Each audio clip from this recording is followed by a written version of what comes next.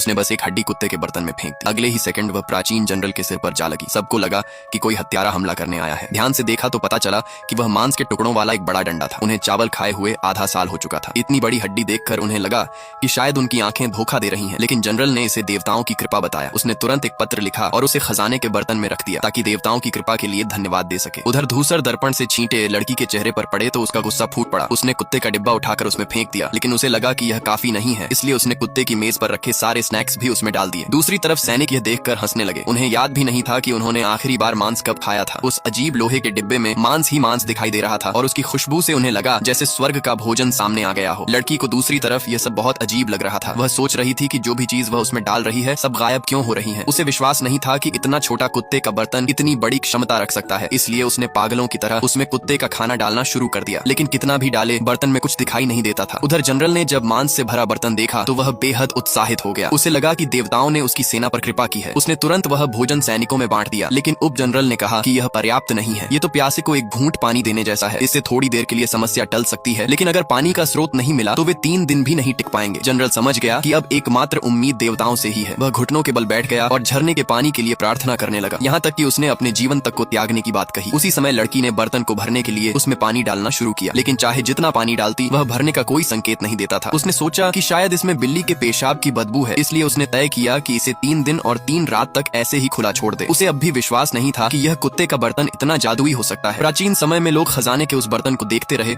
और उसमें से लगातार पानी बहता रहा। जनरल देवताओं की दया के लिए धन्यवाद देता रहा और 3 दिन 3 रात तक घुटनों के बल प्रार्थना करता रहा। लेकिन जब लड़की जागी तो उसने देखा कि अजीब कुत्ते का बर्तन अभी भी खाली था। उसे लगा कि इसमें जरूर कोई गड़बड़ है, इसलिए उसने उसे 10 मीटर दूर लात मार दी। तभी अगले ही पल उसे खून से लिखा एक पत्र मिला जिसमें लंबी और सुखी जिंदगी की कामनाएं लिखी थी। लड़की यह सब देखकर हैरान थी। उसे समझ नहीं आ रहा था कि आखिर यह सब क्या हो रहा है। उसे लगा कि शायद कहीं कोई भूत या रहस्य छिपा हुआ है, लेकिन उसके पास पड़े सामान तो बस उसकी माँ के पुराने समय के थे, जिनके बारे में उसे खुद नहीं पता था कि वे कब से वहां रखे हैं। उधर